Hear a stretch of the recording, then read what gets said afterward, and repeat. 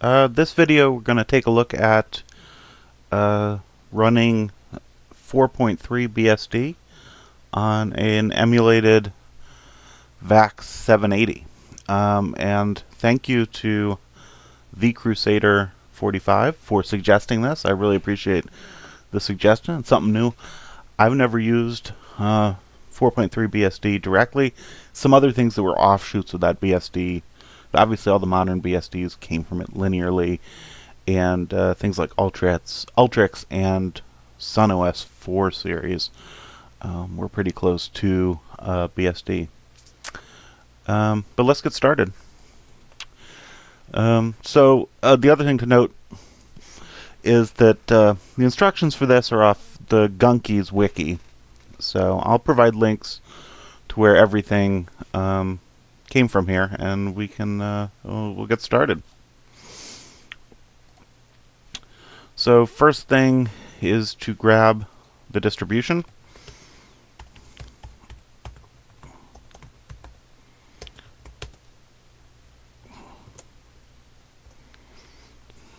And this will just take a second.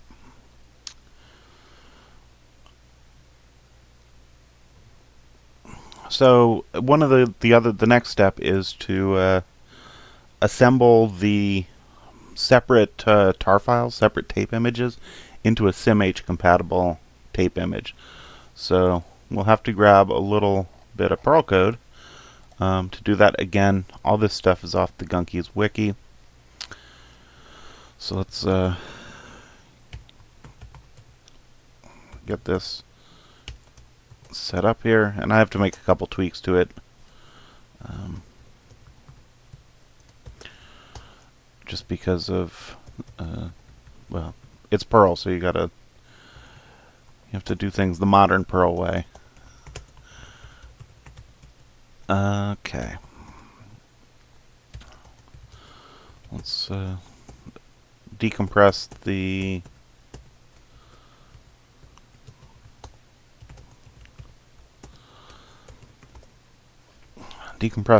tar files here. And we can see these are just regular tar files we can take a look at. So this is the BSD image here. That's for user. So if we go back and look at the make tape, what it does is it just takes these individual tar files and essentially pastes them together with a known size. So it does a little padding and puts a trailer at the end of the file and puts them in the right order for a contiguous tape image.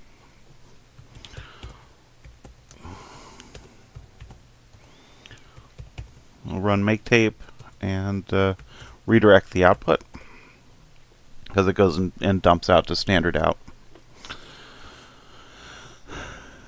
The next step is to grab BSD 4.2 boot code, and that's here. This is fun. UU encoded. I have not seen UU encoded data in a long time, and for the young players out there, the UU encode was a method of transferring binary data over a text data stream. So in ASCII you can encode binary data and provide some basic level of checks on there.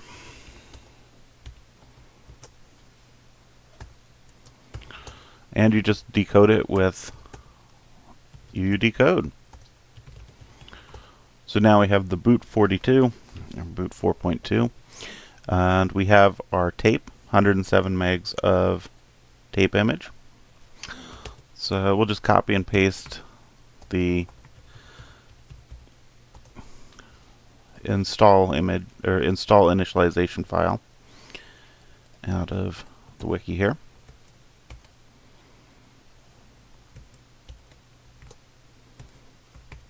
Can't type. I really shouldn't do these things in the middle of the night.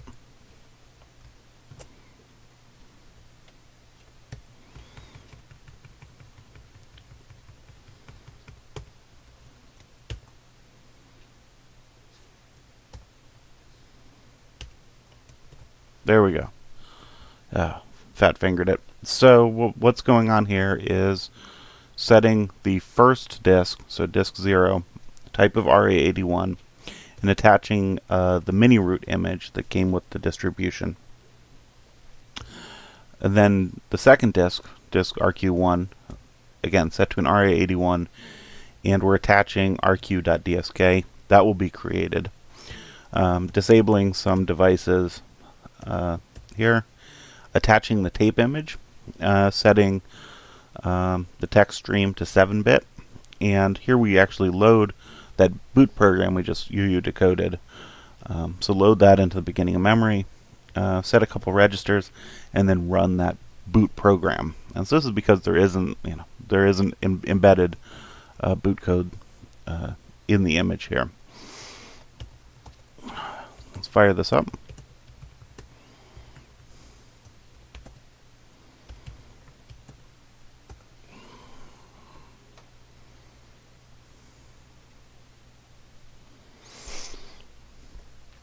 And so this was 1986, so mid-80s era BSD. So this is a new thing for me. I have not used this before.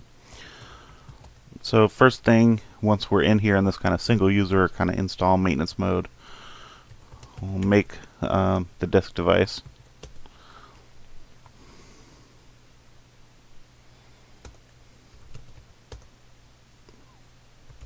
And we'll transfer some data over to it so that we can then boot directly from the disk that we've created, so onto that rq.disk.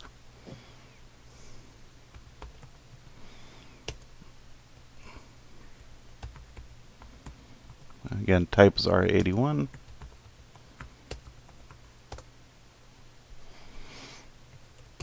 I love about the instructions, they use the Tony Orlando sync method, so sync 3 times. So now we can get out of here and create the main boot initialization file here. And again, just copying and pasting.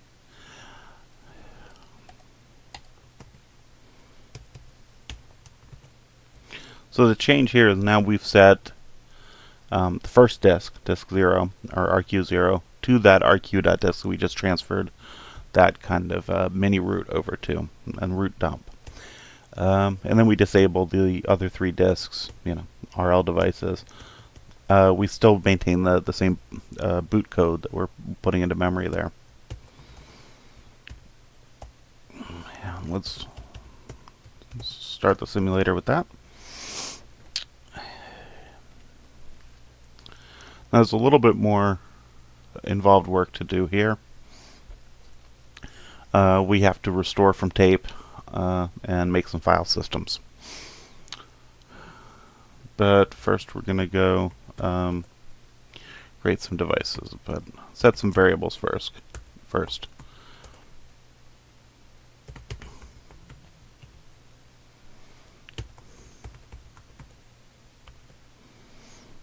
So this is going to be where our user file system resides, RA0H. That's slice. And again, a make dev.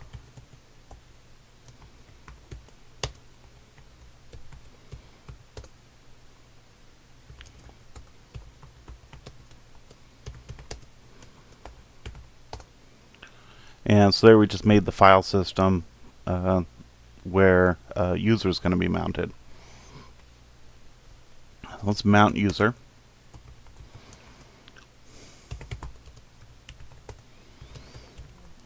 Head over to user, create sys. So this is some new stuff, a little different now. So kind of the BSD convention back then was to put everything in user. The Unix file system layout has changed a little bit. So etc and bin and dev are still there, but some conventions have changed in the intervening 30 years.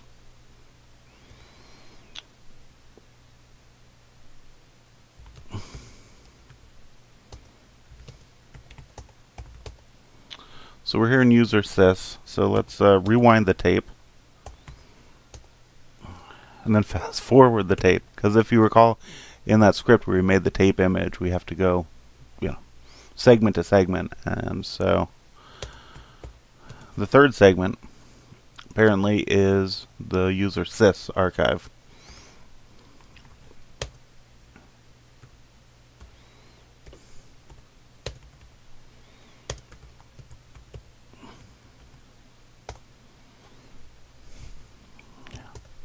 So now we have our user sys here.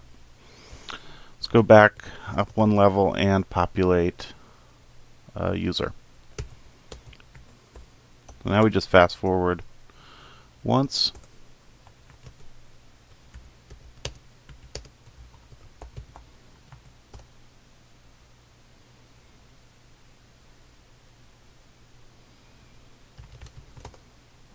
So now we have our user file system populated.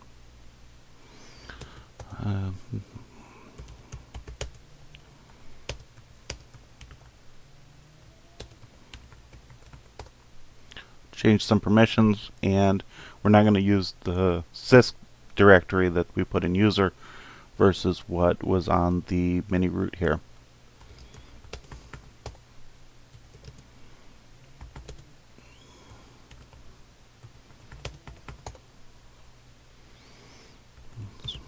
Sync for good measure.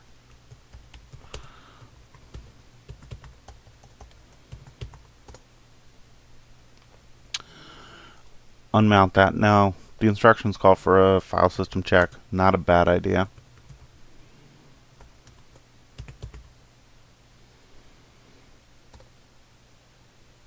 File system looks good.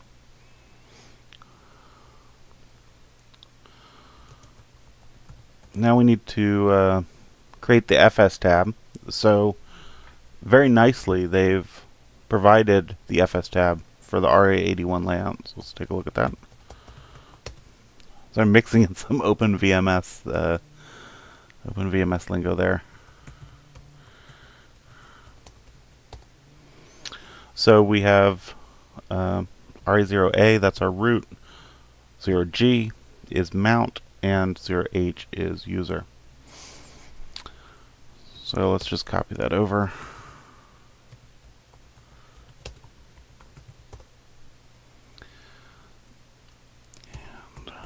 And create the file system that would be mounted on mount.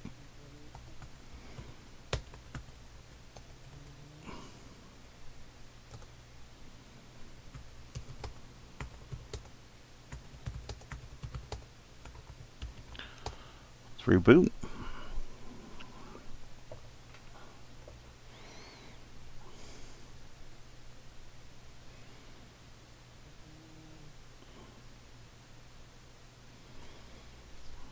And exit out of SimH, and we'll start again. Now this should get us into, well, the full multi-user mode. So hopefully that works. So file systems look clean.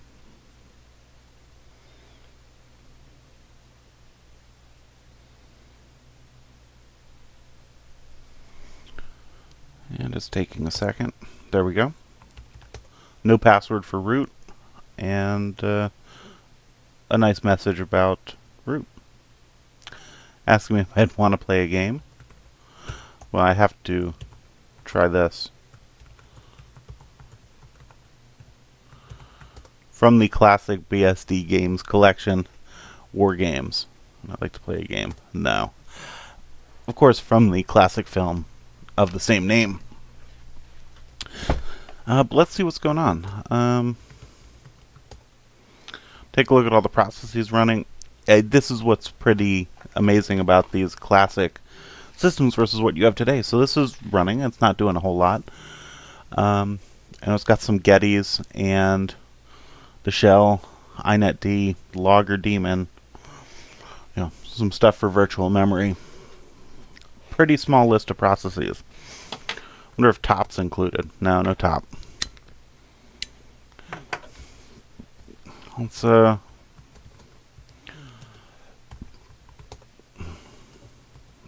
so the terminal's not set.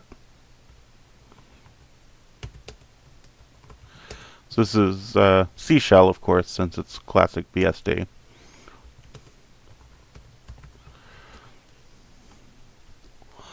take a look at the password file. So, interesting, all these names.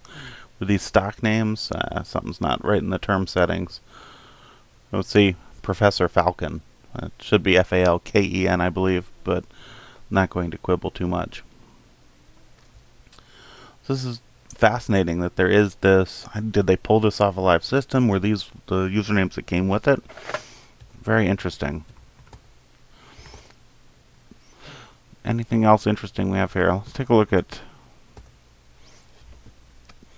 the messages are. So again, not a whole lot. Compare that to a modern system. Take a look at the file system layout. So things may have changed a little bit, but still the same stuff's in there. You know, bin, etc, user, temp, mount. Sys is a little different, but not a big problem. There's some weird stuff at the root here. I guess that's part of the mini root.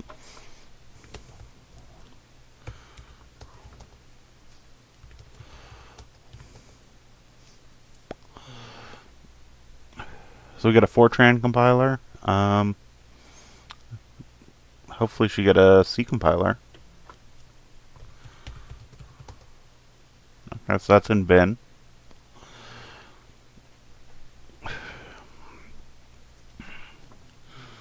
So you get ROF.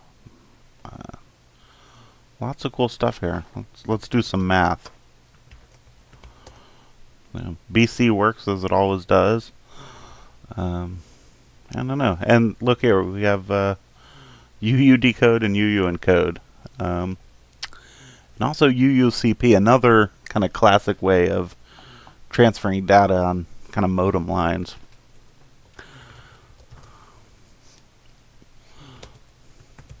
What games are included? Classic adventure. Wumpus War Games obviously doesn't do much except it actually lets you play games.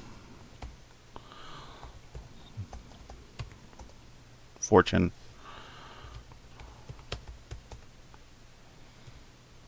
And see, some conventions have changed.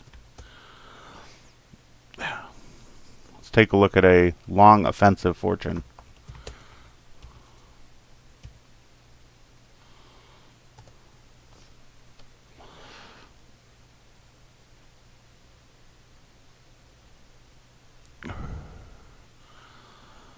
Okay. Well, perhaps what's considered offensive fortunes has changed over the years. And one of the things about this classic BSD is there's so many parallels to Slackware, and the modern BSDs have come a long way, and they're kind of their own thing. They're concise and tight, and just the simplicity here speaks of kind of Slackware, the way things are laid out, and in the modern BSDs to a degree.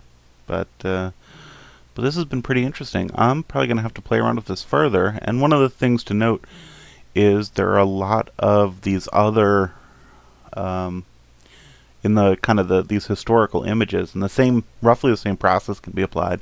And again, in the wiki on Gunkies, you can take a look at some of the other instructions there. It follows basically the same format, but there's going to be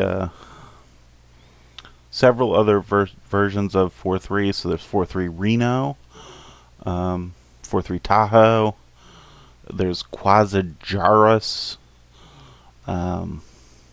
there's University of Wisconsin. I think there may even be 4.2. Let's see if I can pull this up. Yeah, so you got 32V, 4.2. Yeah, the NFS Wisconsin. That is, I think, if I recall correctly from my SunOS lore, is that had some of the stuff from SunOS. There was some cross-pollination. Again, the NFS really speaks to that. But this is a good resource. Another fun, maybe we'll look at this next time, is Ultrix. Again, I don't know exactly how the licensing works out for this, but again, classic Ultrix. So some interesting stuff here. But yeah, this is the first time really I was playing around with a classic BSD. Again, this Quasigerius, what I understand is that's a little bit more modern. You can actually do a little bit more stuff with that. But from a historical perspective, certainly the 4.3 BSD is very interesting. So thanks again to the Crusader 45 for suggesting this, and until next time.